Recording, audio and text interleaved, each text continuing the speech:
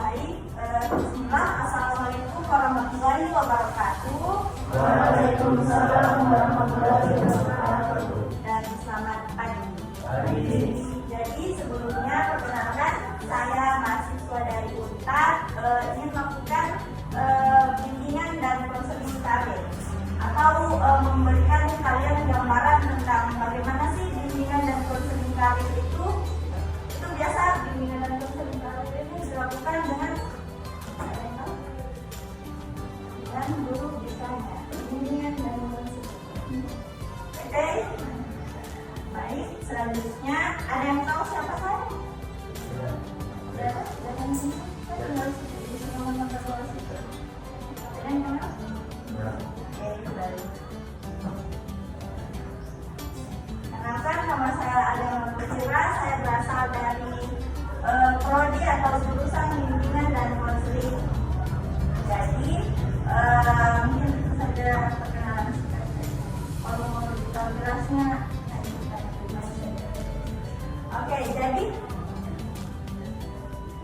jadi dari kalian ada yang tahu apa itu bimbingan dan konseling karir? Dan sudah tertulis. Kalau yang tahu saya kasih hadiah.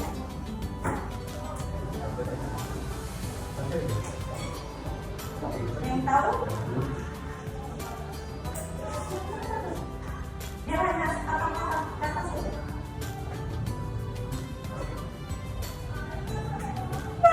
Bimbingan dan konseling karir.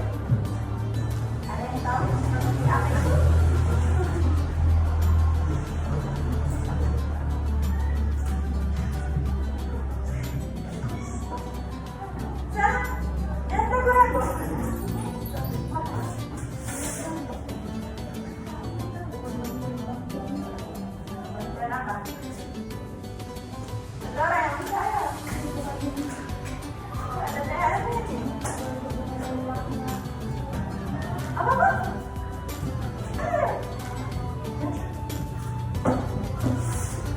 Di sini semua kan baru perkenalan juga tentang apa itu sih bimbingan karir, kan baru kelas berapa? Berarti baru setahun sih ya.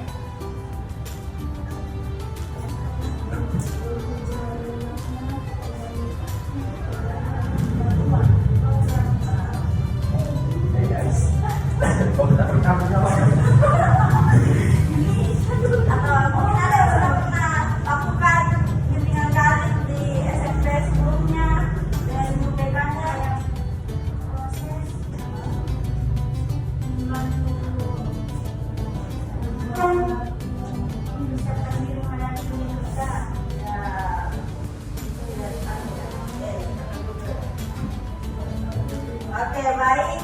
Jadi ini pengertian bimbingan dan konseling karir. Jadi itu konseling karir itu dimana membantu proses mempersiapkan diri dalam menghadapi dunia kerja.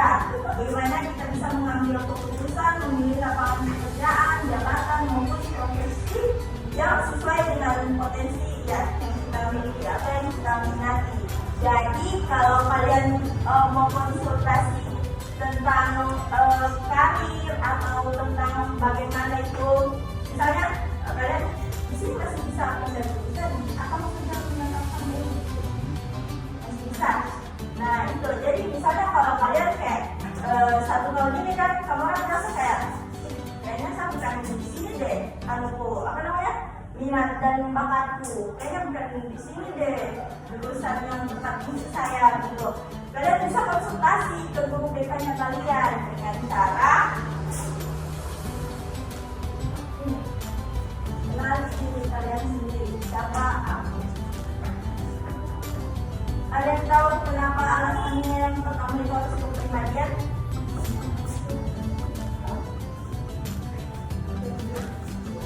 Ya, kenapa harus kepribadian yang pertama? Kenapa tidak minat dan bakat yang bisa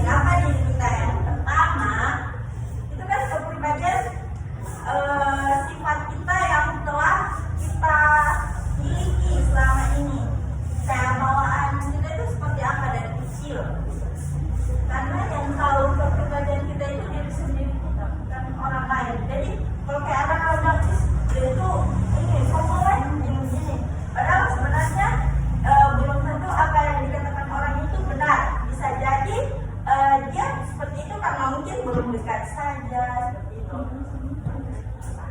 Jadi kalian harus kenali kalian itu sebenarnya seperti apa sih, saya itu bagaimana orangnya gitu. Jadi biar kalian itu tahu, kalau kalian sudah tahu saya itu misalnya saya itu orangnya lebih suka ya misalnya kalau di perempuan fashion gitu. Jadi kalian bisa lebih mengenali diri kalian, oh saya itu ternyata orangnya ya lebih suka di styling gitu. Kalau kayak laki-laki mungkin kayak di saya lebih suka modif motor gitu. Nah itu kan ya futsal, main bola dan lain-lain.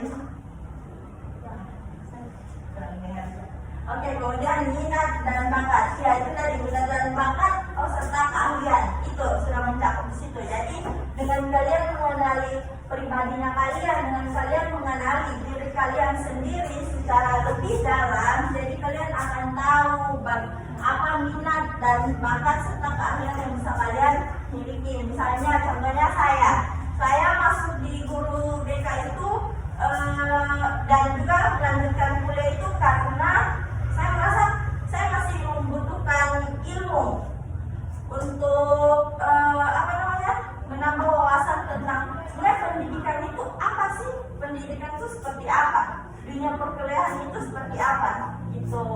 Jadi dengan begitu kalian bisa menimbulkan motivasi di dirinya kalian sendiri untuk memilih masa depan yang lebih cerah. Kemudian adapun pertimbangan yang kalian perlukan ketika ingin mengambil ini jenjang-jenjang selanjutnya, ada perkuliahan, ada pekerjaan dan lain-lain. Jadi perkuliahan itu melanjutkan pendidikan ke jenjang pendidikan untuk mendapatkan ilmu yang lebih mendalam dan mendapat gelar akademik. Jadi bonusnya itu kalau di perkuliahan itu kalian bisa yaitu gelar. Sebenarnya gelar itu kalau kalian itu gelar itu maksudnya gelar. Misalnya berapa ST, enak kan dengan ST sarjana teknik, terus ST sarjana pendidikan gitu. Kalian menurut kalian gelar itu penting atau tidak? Penting. Masuk.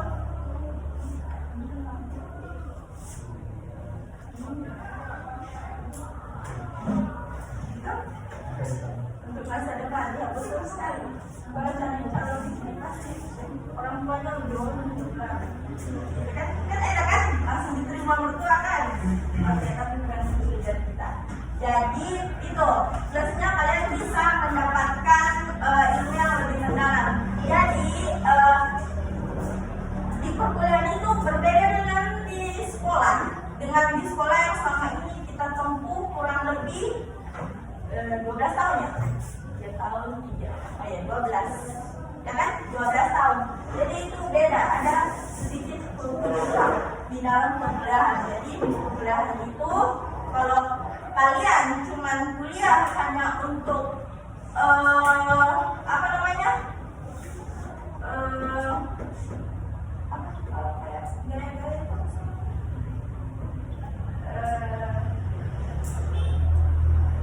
pokoknya bukan betul-betulnya ya itu kayak cuman mau kayak dilihat orang dia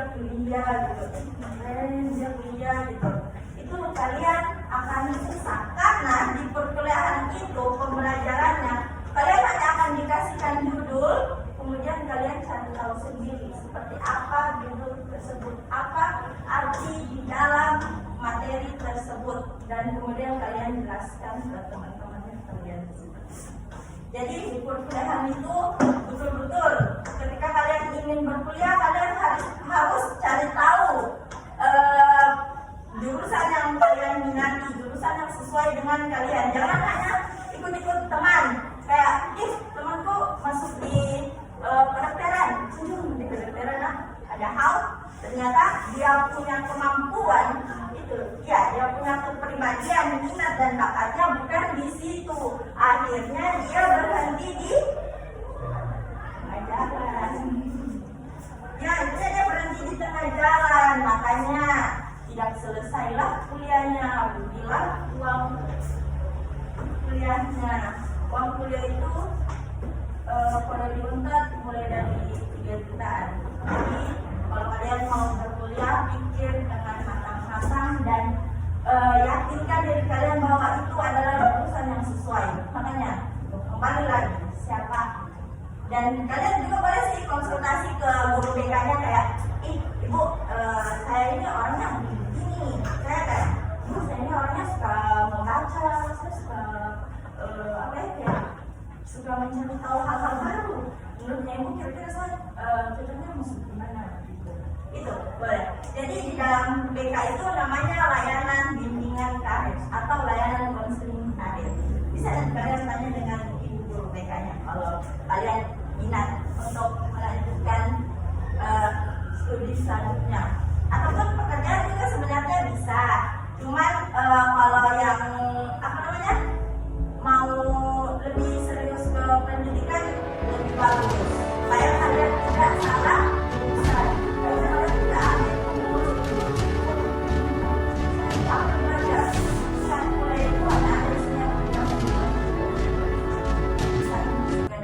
kayak kamu nonton di SCTV yang pergi ke kampus pulang-pulang barang-barangnya jatuh, jatuh cinta, aku minta selesai tidak seperti itu. Kemudian selanjutnya pekerjaan. Itu kegiatan yang dilakukan dengan memberikan tenaga, pikiran maupun keahlian untuk memperoleh gaji atau upah di perusahaan, instansi atau tempat usaha lainnya. Jadi kalau setelah ini juga kalian mau langsung kerja itu tidak apa-apa, kan kalian sudah punya basic kan di sini di SMK. Makanya itu tadi perlu kalian itu cari tahu kan dirinya kalian, terus kalian dalam kayak saya ini sudah betul gak sih di jurusan ini di sini gitu. Jadi kan sebenarnya SMK itu tidak cuma SMK sih, semuanya. Kalau kayak kalian sudah kayak merasa kan sudah ada ilmu yang didapat dari sekolah ini, jadi kalian bisa lebih mengenali pekerjaan kalian. Misalnya saya suka jago dalam menggunakan komputer, berarti itu biasa di perkantoran gitu kan. Nah saya lebih jago di ini deh, teknik mesin gitu, berarti itu biasa kerjanya di dealer dan lain-lain kan ya, kurang lebih seperti itu. Kemudian zona nyaman,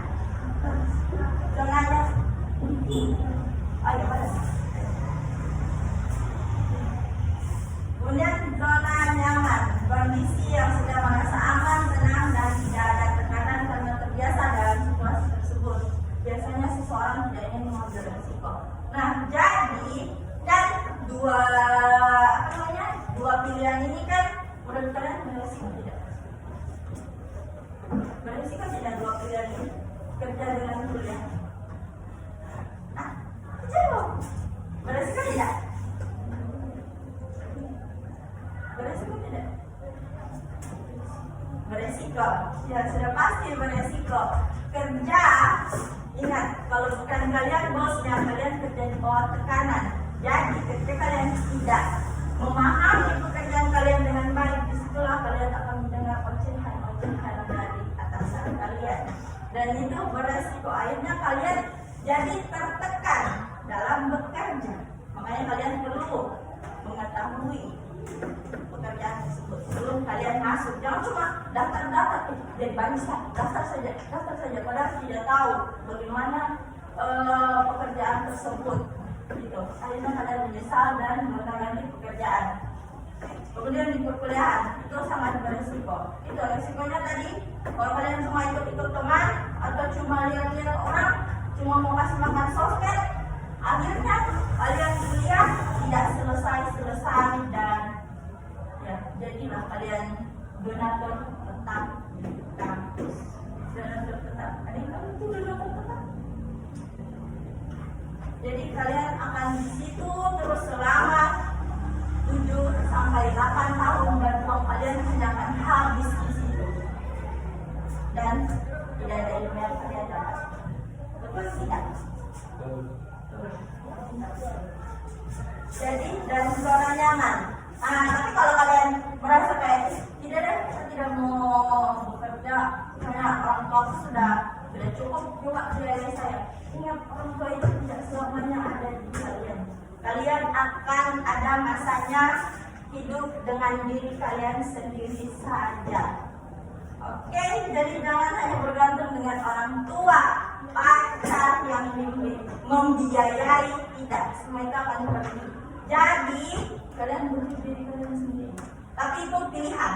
Kita tidak boleh menjadi orang. Misalnya di sini ada yang langsung menikah nih. Dia langsung menikah lah. Itu artinya cuma jadi ibu rumah tangga. Itu tidak boleh dijelas seperti itu. Karena itu adalah pilihan hidup seseorang. Jadi masa depan itu kita yang tentu, bukan kita menunggu dia datang kayak cuma berdoa ya Allah ya Tuhan kami masa depanku seperti ini. Tapi ternyata usahanya apa?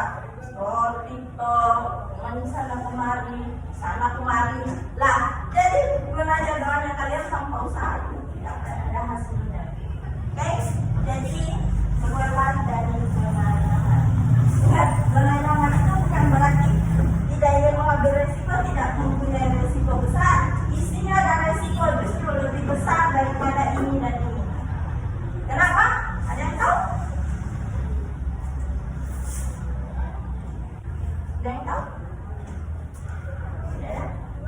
Karena di sini ketika kalian hanya misalnya menggunakan zona nyaman kayak cuma mau stuck di situ-situ, teman kalian misalnya ada yang sudah berkuliah, sudah selesai kuliahnya, jadi kalian cuma dengan kalian yang hanya stuck di situ-situ saja, kalian pasti akan sudah berhasil.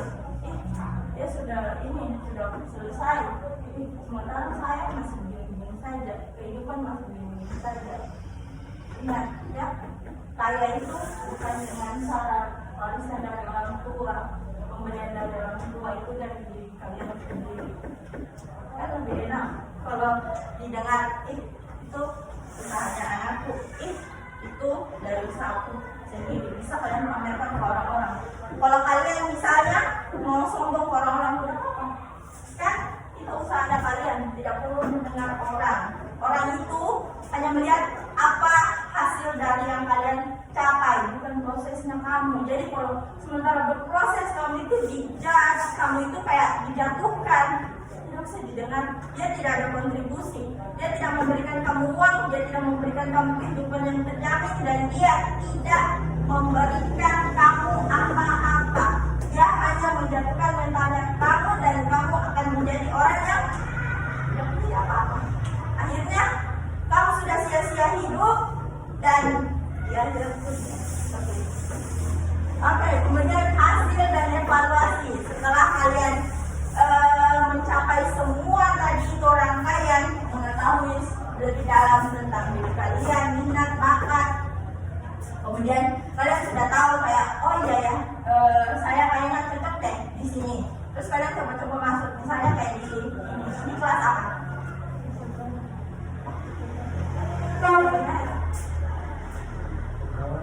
Oh, keperawatan. Saya dengar saya bilang jadi misalnya, nah di keperawatan itu kan kayak kalian kayak rasa sudah pas. Nah, lihat dulu hasilnya selama ini apa yang telah kalian dapatkan. Apakah kalian yakin kalian menerima ilmu-ilmu tersebut, kalian nyaman dengan materi-materi tersebut atau tidak? Itu perlu. Jadi hasil dan evaluasi untuk mengetahui sejauh mana kita berada di jalannya dan strategi apa yang perlu ditingkatkan. Kemudian evaluasi itu bagaikan cermin untuk melihat kelebihan dan kekurangan dalam usaha kita. Jadi ketika sudah ada hasil yang kita rasakan kayak ya ternyata basic ini benar di sini. Ternyata jurusan yang saya pilih ini benar untuk masa depanku. Evaluasi selama kalian meraih hal tersebut dalam jurusan tersebut, apa kendala yang kalian miliki? Itu yang perlu kalian ganti strateginya. Misalnya saya terlalu ini saja cuma mendengar, kemudian setelah itu pulang saya lupakan. Jangan seperti itu. Berarti harus dipelajari kembali, ingat dan diterapkan. Ingat apa yang telah kita dapatkan itu diterapkan, karena itu penting. Sebenarnya pembelajaran itu tidak cuma dari dalam kelas, dari luar, dari orang-orang sekitar, dan dari diri kita sendiri. Jadi diri kita sendiri sebenarnya adalah satu pelajaran yang besar kalau kita mengetahui bagaimana kita. Oke, jadi dari semua yang telah saya jelaskan tadi, ada yang bisa memberikan kesimpulan apa itu bimbingan dan konseling?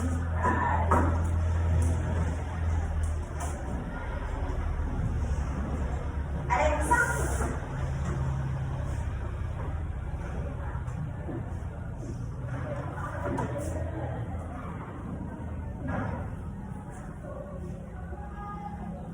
Ada yang bisa?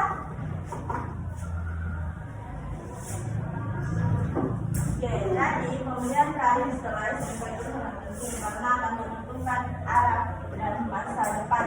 Ingat, masa depan itu kalian jemput, bukan masa depan datang ke kalian dengan sendirinya tanpa ada usaha. Siswa perlu mengenali diri sendiri, minat, bakat, nilai hidup atau kepribadian sebelum memutuskan untuk bekerja, kuliah atau berwirausaha. Soft skill, nah ini dia, soft skill dan hard skill itu penting di kehidupan. Hard skill adalah kemampuan teknis sesuai bidang. Jadi hard skill itu yang bisa dilihat, ya nyata, langsung kita bisa lihat, oh orang ini dia hebat dalam misalnya teknisi menggunakan Microsoft. Tahu Microsoft? Nah itu berarti dia memang hard skillnya di situ gitu. Sementara soft skill seperti komunikasi, tanggung jawab dan kerjasama sangat dibutuhkan di dunia kerja dan usaha. Jadi sebenarnya semuanya ini dibutuhkan. Kalau tidak ada satu ini kalian akan susah. Tidak akan sempurna hasil dan usaha kalian. Seperti itu. Dan juga kata-kata hari. Jadi kamu tidak perlu menunggu hebat, kamu tidak perlu kamu itu menjadi kayak kamu tidak perlu menjadi kaya untuk mencapai apa yang kamu inginkan.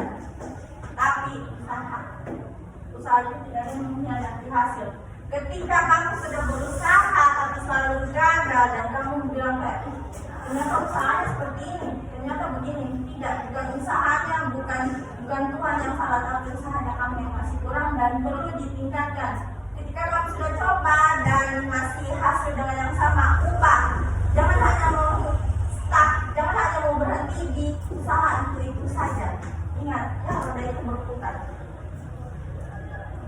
Dan terima kasih, semoga bermanfaat. Baik, itulah tadi materi yang bisa saya berikan kepada kalian. Mohon maaf bila masih banyak kekurangannya. Mungkin bisa lebih jelasnya kalau ada yang ingin bertanya, silahkan hubungi saya.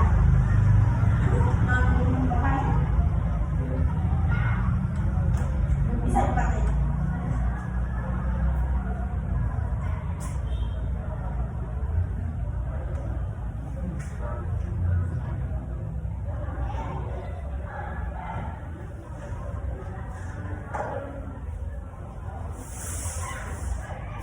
Kalau ada yang masih kurang jelas, silakan tanya di sini atau tanya ke guru tanya kalian langsung yang lebih mengetahui tentang materi.